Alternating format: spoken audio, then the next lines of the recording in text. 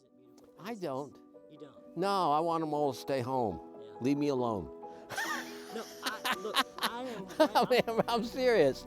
You know, if they don't have the, it's like the pictures. You know, my friends want to send pictures. I said, look, there's pictures everywhere by professional photographers. If you want to see pictures, look at the pictures. If you want to experience, come on out. But don't expect me to try to, you know, don't try to live through me. I see one thing one way and you see it a different way.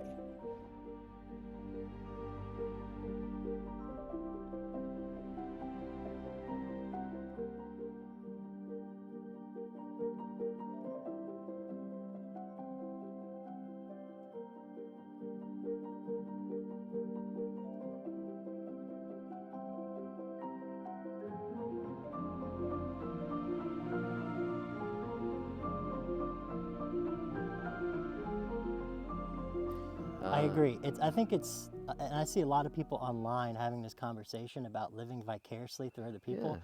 I don't think that's really completely possible because you're not seeing. I mean, the people who are watching right now, they're not smelling the floral scents in the air, this beautiful spring. They're not seeing the clouds that are right above us. They're not listening to the birds. I mean, and those are all part of, the great experience. outdoors. Yeah. But it's, on the other hand, should it take inspiration for you to open your door and walk outside? How inspired do you need to be, you know? No matter where you are, there's the outside. And it's significantly, in my opinion, a significantly better and healthier place to be. I mean, I understand my own need to socialize, but if I didn't have that need as a human being, I would just kind of crawl up in a sleeping bag outside and read. Yeah, exactly. So I'm interested, and we talked a little bit back in the house last night about kind of where you were at in life prior to coming out on the trail. I'm interested though, I'm interested in the beginning, kind of going way back, depending on how you look at it. Where did you grow up? Where did I grow up? Yeah. Inner city of Philadelphia, North Philly. I was the white, freckled, curly, red-haired kid in a multiracial school system, and had a great time, you know. So I started in Philadelphia. I went to school in Michigan State for no particular reason except that Michigan State was in the championship game that year, and so my brother sent in an application for me because it looked like I was just going to come out of high school and do nothing, which is pretty much what I've done. And so I went to Michigan State. This was the late 60s. I think I started in 66. I spent about 5.5 years there, accomplished about 1.5 years worth of credits. It was a remarkable time to be alive. It was 43,000 kids in the middle of a cornfield. Most of the women didn't have any idea how beautiful they were, both inside and out. I mean, just lovely, lovely young ladies from rural parts of Michigan. Just had a wonderful, wonderful, and met great people. I decided it was time to move on, and my brother suggested I go skiing. So I met a friend, and we drove up Route 100 in Vermont, where all the ski areas are. We drove up, just stopping at ski areas and applying for jobs. and I got one in Stowe, Vermont, and never looked back. You know, skied for 20 plus seasons at least. So the AT goes through Vermont, and I'm sure you're familiar with Bromley and Killington and Oh yeah, those yeah, mountains yeah. up there. Well, I hiked the Long Trail. I hiked the Long Trail in 2020 or 2021. I think it was 2020, because I came back from Peru to get vaccinated, and by that time I had gotten interested in long distance hiking as an alternative to really no sports at all, because I've lost my pop. You know, when this is over, I'll grunt as I get out of this chair. So it's a little more difficult to ski at the level that I was skiing at, or surf, which is something I've picked up at 62, and you know, so this is an alternative. Really came about because of COVID-19. Got stuck. You know, you say that people don't have a long attention span. Well, when you have all day, Yeah. you know, so I watched Dixie on Homemade Wonderlust, and was completely convinced that she couldn't make it. And also started watching Second Chance Hiker, and was, you know, you get drawn into it. People who are true personalities, charismatic people, draw you along in their dream, you know, and so I too was drawn along. And that's why I make the comment. You know, we're in a sense ruining our own thing, but I'm part of it. Yeah. You know, when I built my cabin in Vermont, I was the last cabin on the road. Well, that meant that the other two cabins that used to be the last cabins on the road were no longer the last cabins on the road. You know, it's that kind of thing. We each kind of Exceptionalism. yeah, we keep kind of ruining our own scene. Yeah. I can relate on a lot of levels. I like having things to myself out in these woods. But ultimately, I know that most people are better off being out here. But then then it's a constant cycle. It's, Yeah. you know, I like to be able to do things, but I think of myself as the rule to the exception. Yeah. So Yeah. I want to circle back around to how this Appalachian Trail journey started. But first, I kind of want to go back just a little bit. You mentioned that you lived in Peru. Would you like to? I live in Peru. You live in Peru. I live in Peru. Do you want to yes. elaborate on that a little bit? Well, it's my home. Ever since I was 17, Mm-hmm. I dreamed about living in Peru. I read a book, read it again, and read it again about the Inca Empire. Became fascinated with the place. Kept it always in the back of my mind. You know, would always read any news. This was, you know, pre-Google days. Peru was a pretty exotic place to even dream of. And it just became my go-to place. No matter, always in the back of my mind, you know, pretty soon you ain't gonna see me. Yeah. You know, you can't do nothing to me. I live in Peru. And so as soon as I retired, I moved down there. Mm-hmm. And, you know, that's where I consider home. I'm just like you have a place you consider home. You're not there 24 hours, you know, every day of the year. Every year, Yeah. you travel. We love to travel. See what's over the next mountain. Mm-hmm. You know, bear goes over the mountain. But and so I probably won't be back there until 26. But you know, when I think of things, mentally and emotionally, that's my home. What was it? And that's where I will, when I get old, that's where I'm going to, like I say, I'm going to get me a plastic chair and sit by the tienda and buy the local old folks some beer and name all the street dogs and know the names of all the children and live out my days. And when I am close to death, I'm going to give them the pin to my ATM machine, and they can continue collecting my Social Security check for 200 years. Oh man. So it sounds like you've been from one environment to the next throughout your life, and there's gaps that we won't be able to gaps in your life. We won't be I able won't to be talk able to about. remember. No, exactly.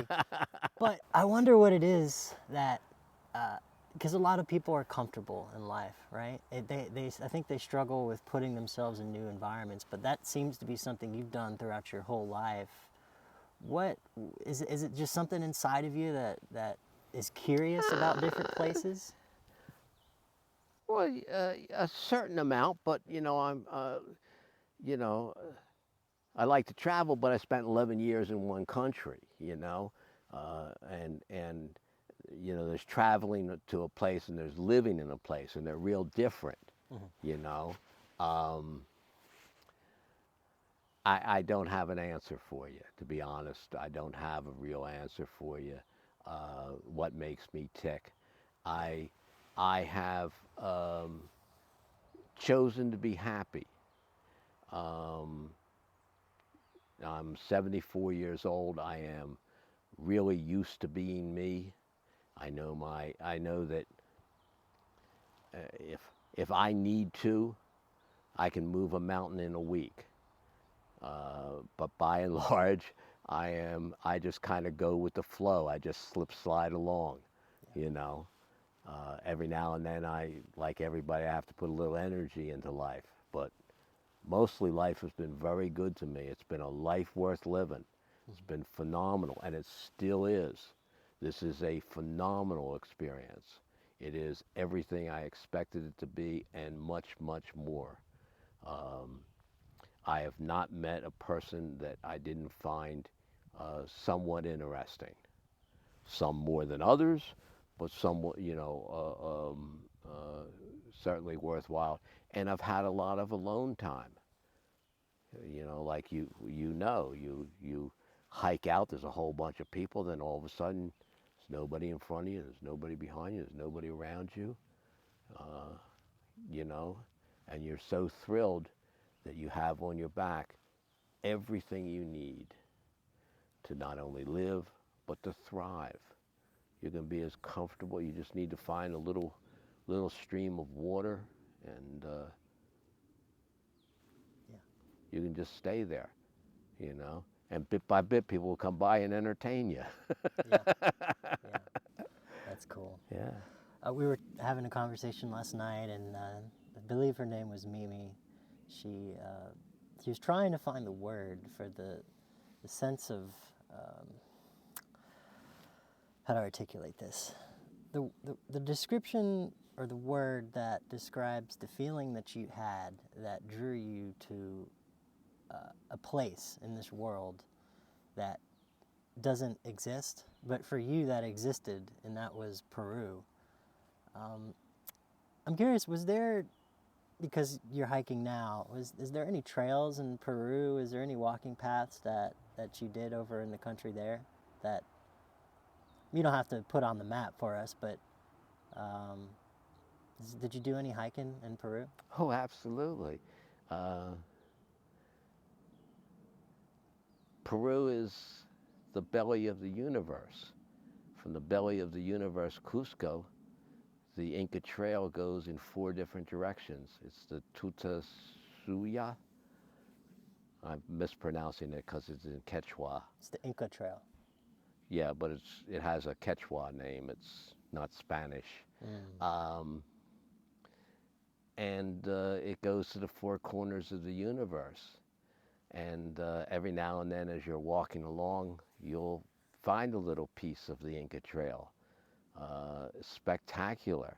So the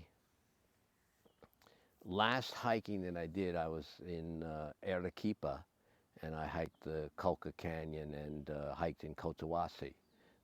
These are canyons that are much, much deeper than the Grand Canyon.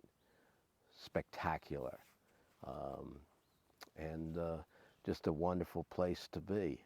Yeah. So yeah, I hike in the Andes. Wow. You know, I got COVID in March, and I took a long time to get my energy back. So I didn't do as much hiking as I wanted to.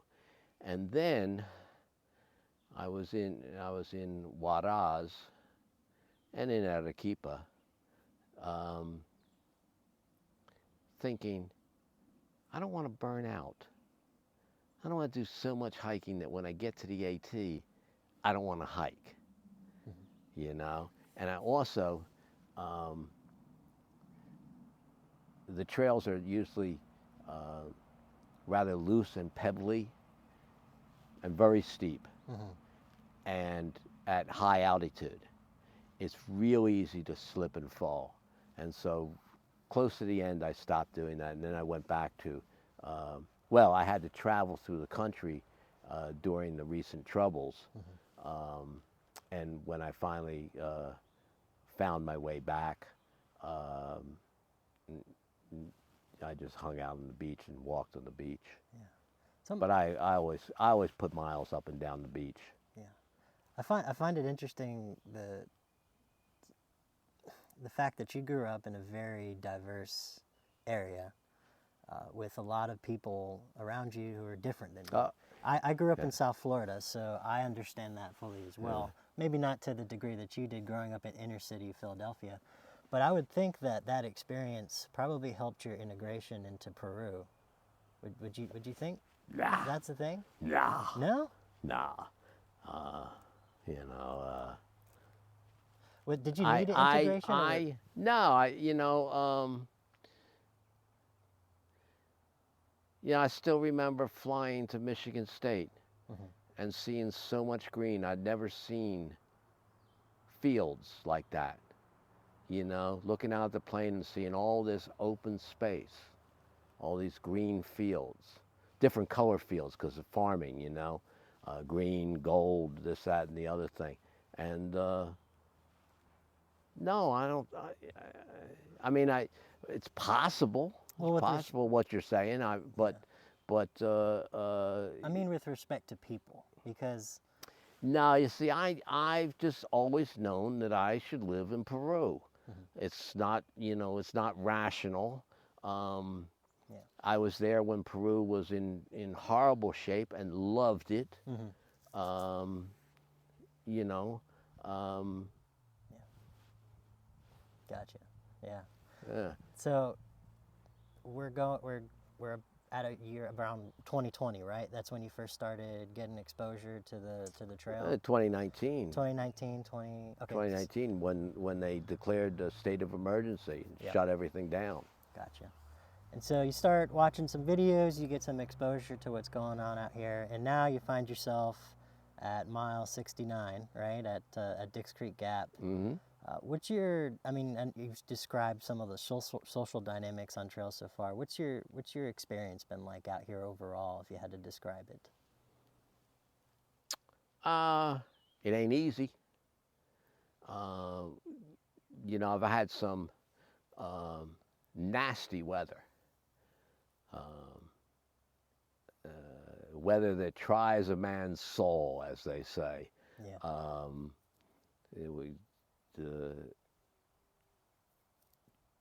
But just, I mean, I totally get it. I see why people would quit. I see why people would push to do, 26 miles a day. I get it. I get it from a lot of different angles. Um, I enjoy walking. When I retired, all I wanted to do was find a place where I could walk and read my books.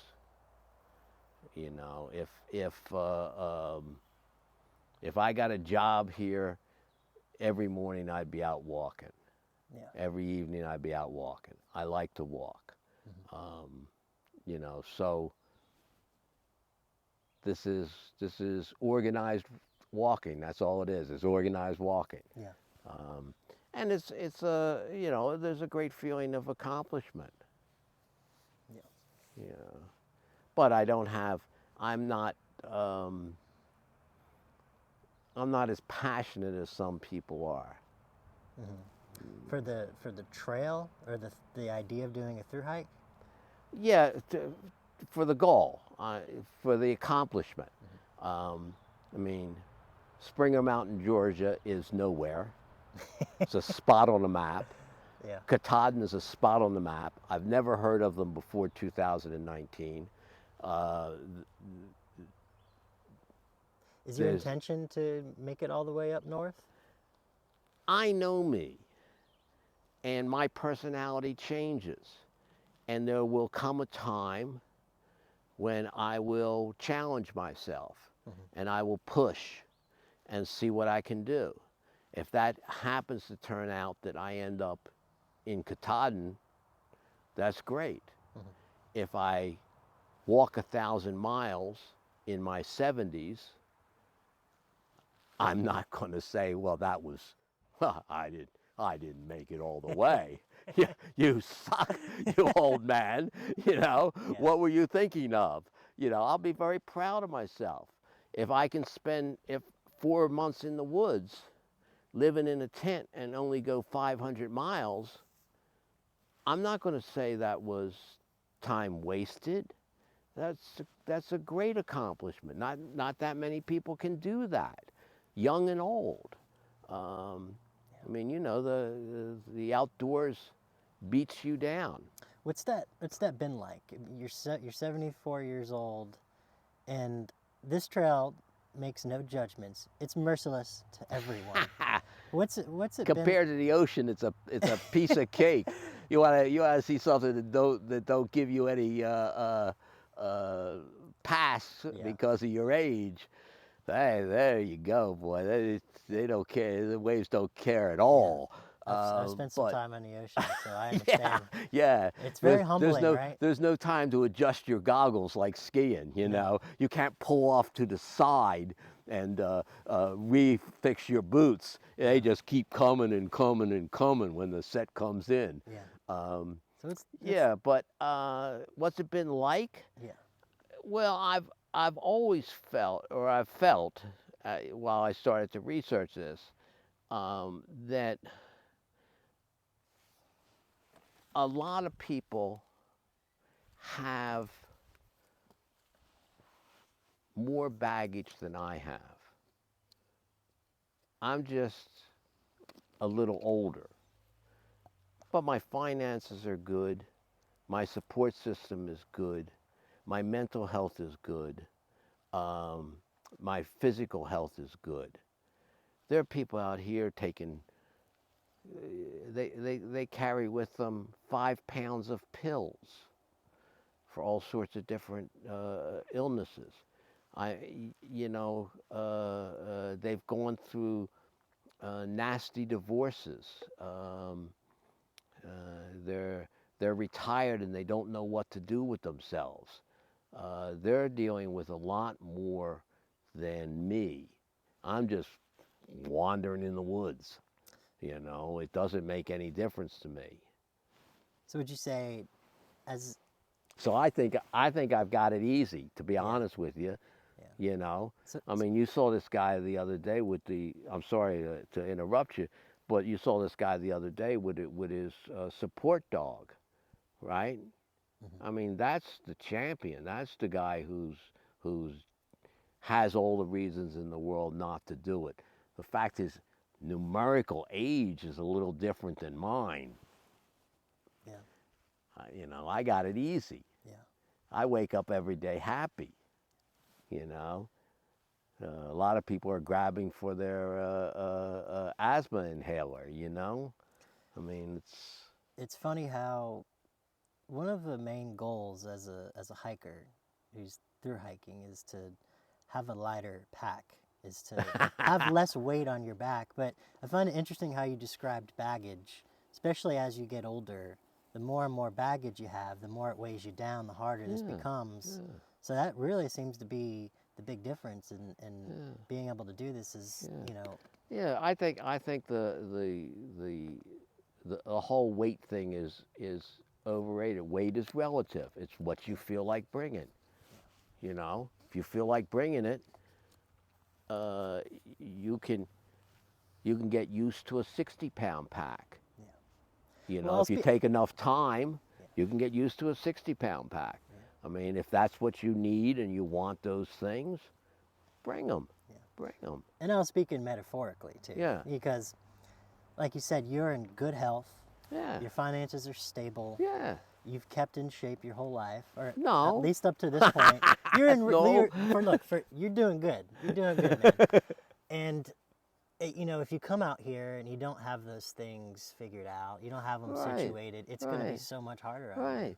You know, I mean, it's one thing if you're wet and happy. It's another thing if you're wet and sad. It really is. I've been both. You know, I've been both, so I understand. If you know, like they say, it's a mind game, right? Isn't that everybody says it's a mind game. It's a mind game. Well, it really is a mind game. Mm-hmm. You know, you can, you know, I see people already, and it's only been, you know, a handful of days, but I see people already obsessing over things. You know, and you know, if you're at work and you're at peace, day goes like this. If you're at work and you're stressing, it's a hard day. Mm-hmm. You know, you come home and you just, you know, fall into the couch and turn the television on. Yeah. Because it's been such a hard day, and it had nothing to do with what you physically did. Mm-hmm. It has to do with what you mentally did. I notice out here that we're not completely exempt from some of the social boundaries that exist in regular Right. life. And one thing that I've noticed as people have come through this hostel is that the younger people tend to stay with the younger people, and the older people tend to stay with the other older people. And sometimes that changes because the trail is the ultimate. It kind of evens the playing field a little bit, but still, I feel like your ability to connect with all people, especially younger people, I feel like it's not as common as I would preferably like it to be, because I think we can both learn from each other. Well, I keep it simple. I like young people, don't like old people. Is that how you stay young? Oh, I don't know. I'm not trying to stay young. Uh-huh. No one beats Father Time. Mm-hmm. You know, I have no illusion that I'm going to somehow beat Father Time. Mm-hmm. You know, I have a plan. Yeah. You know, me and my horse will be wandering the hills of Peru when I get old. But nobody beats Father Time. Mm-hmm. Nobody should be surprised when they die. You know, they pretty much knew that from when they got born. But I enjoy new ideas. I enjoy learning new things. I just enjoy. I mean, you know, I made that too simple. You know, I don't like all young people, and I don't hate all old people. But you know, by and large, I'd rather hang around and laugh with a group of the youths and the youths are good to me. Mm-hmm. You know, they really are, you know, and I appreciate that. Yeah. They're very respectful, and they're willing to help me. You know, this is an amazing generation. You come from an amazing generation at an amazing time with the ability to have, if you ask the right questions, you can get amazing information. No matter where you are, you can be in the, you know, 100 miles more into the wilderness from here and literally have the London Reading Room's library at your disposal. Yeah.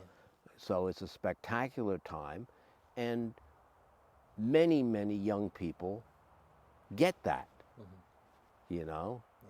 Some of them don't. But, you know, I hang out with the elite. I hang out with a special group of young people.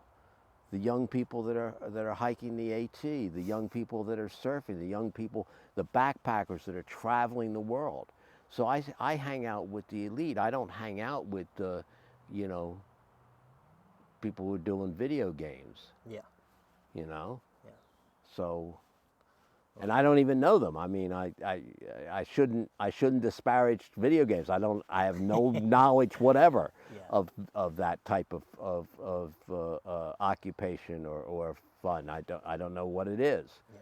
So, Well, I feel like at the end of the day, love, kindness, respect, those things go a long way, and generationally, that doesn't mean, you know, it crosses all that's why you generations. can travel. That's why you can travel the world. If you give respect, you get respect. Yeah. You know. Yeah. So there's a lot of people. I wouldn't say a lot, but I have somewhat of a platform in this quote unquote online world, Mm-hmm. and a lot of these people we're in a similar boat that you were in prior to coming out here. They're interested. They have a curiosity. And some of them find themselves maybe in a similar position to you. Maybe they're at the same point in life as you. Um, I know that this is a loaded question, and I'm sure you've learned a ton because there's a very big learning curve early on in this hike. But if you had to give one piece of advice, solicited advice to somebody out there watching this, what would that be? Do it. Yeah. Do it. You know, if you're interested in doing something, it's very important to, uh, you know, have some confidence in yourself. Um, I always tell people, say yes. Somebody says, let's do this. Say yes. Don't come up with the immediate, oh well, no, I gotta work on Friday, and just do it. Just do it. And if you know if uh, as I say, if you're sitting at home right now thinking about the AT, you don't have to hike the whole AT this year.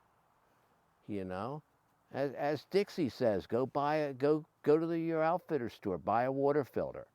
I mean, it doesn't have to be. You don't have to go giant steps. No. It's not all or nothing. Um, Invest a little bit of time in learning about the trails in your own neighborhood, because this is an amazing country. The United States is an amazing country. We have so many parks. All of the world admires our park system, our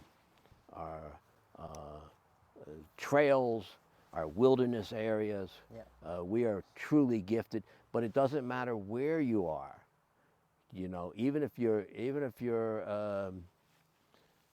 you know, a young kid in Logan, where I was born. Uh, you know, walk to Center City.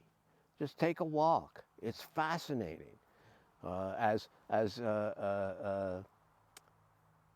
I met a gentleman whose family was from India.